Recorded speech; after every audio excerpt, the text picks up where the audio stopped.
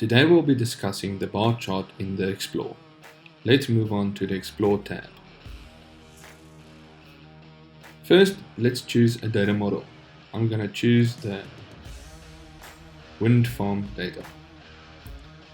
So I'm interested in seeing the active power, the average active power, grouped by month. This shows a bar chart popping up. Next, I want to add the temperature and the wind speed to the chart. Wind speed, as well as the ambient temperature, air temperature. There we go. The average. Let's run this, and you will see different bar charts popping up next to each other. So we can then move into the settings of the bar chart and give it a nice theme like the OQLIS theme, showing different colors for the different active power, wind speed, or the air temperature. We can also then, as we see in September, there's not real data or there's negative values, as we can see from the data, raw data beneath here. So to filter these out, I'm just gonna add a filter to indicate that active power should be greater than -1, so that will include 0. Okay, let's move on to the rest of the settings. We can give this chart a title, say for instance power versus temperature versus wind speed. We can choose to how the palette mode works. We can either blend the palette, alternate the palette, or extrapolate the palette. I'm just gonna leave it on blend. I like blend. The chart type. Now this is, we have a lot of different charts available here, like stacked bar, which stacks the different parameters for each month on top of each other. Then we have the full stacked bar, which stacks it to a value of 1 or 100%. We have a line chart, it shows like that, or a stacked line, a full stacked line, a spline chart, which shows a smoothed curve line chart basically, and then a stacked spline, which put the graphs on top of each other, and then also a full stacked spline like that. Then we have a step line. Some specific use cases needs a step line chart as well as an area chart, and also stacked area,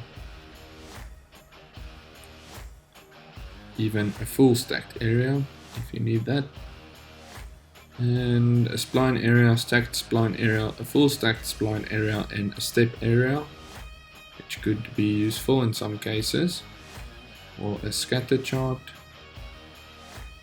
and a bubble chart.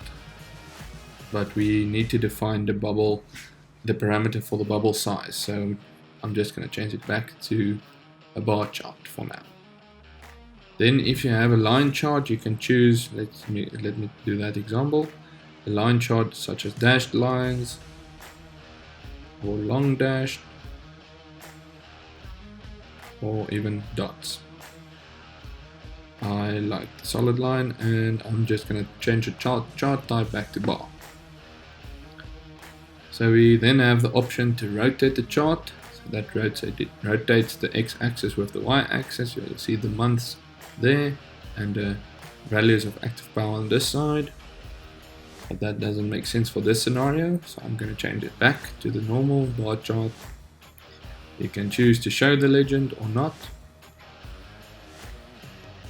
I like the legend there. Then you can align the legend horizontally in the center, left or right. So in the right it's supposed to show there, and even left, but I'm just going to keep it in center. Then you can also align the legend vertically on the bottom or on the top. So top will be there, but I like the bottom. You can also specify the legend orientation, such as horizontal or vertical, if you want it like that. For now I'm just going to keep it on horizontal. And now it's getting to the interesting part of a series template field. So anywhere in the settings where there's the word field, you should add the specific fields you specified here in the either the measure, the group, or not in the filter, but in the measure or in the group. So if you want the series template field, such as let's say that month, then we get the month in the series there. Even if we say active power, then we get some of the values of the active power in that series. So you can see active power has those values and it corresponds there to that series. So you can modify this chart in any way you want it to be. Let's say we have active power there, and then the series template value field is what's displayed in the chart. So for instance, I can change this to wind speed, and then the bars would pop up for wind speed. So the wind speed for May, and this blue is 7, which correlates to May, that's 7 there. But this doesn't really show real insight, so I'm just going to leave that blank, but you have the ability to change it if you need to. Then also, if you can add a multi-chart field. So the multi-chart field is another field to group by and show multiple charts inside of this bar chart. So if I added the device group by attribute to the group there, and I run this, and then we will see there are multiple charts, bar charts popping up, and the multi-chart field was in the device attribute was inserted in the multi-chart field. So for now I'm just gonna, that's not useful for this case, but it shows the functionality. So I'm just gonna remove that device, run this explore again, and get the normal output there. Then you can also specify panes. So panes is if you want specific different bar charts on one single chart. For example, if you want to show the power on one chart, and the wind, then also wind speed, and then also temperature on one chart. I'll get to this panes, but you can see there's one pane there, and another pane there. We'll specify the specific values that need to be in each pane in just a moment. For now, you can also tweak the settings to enable or disable export, so you can export this as a PDF, etc. And you can select to show the drill down selection, yes or no. That's only applicable if you dragged this any group by or any field into the drill down path there, such as that. So let's move on to the x-axis settings.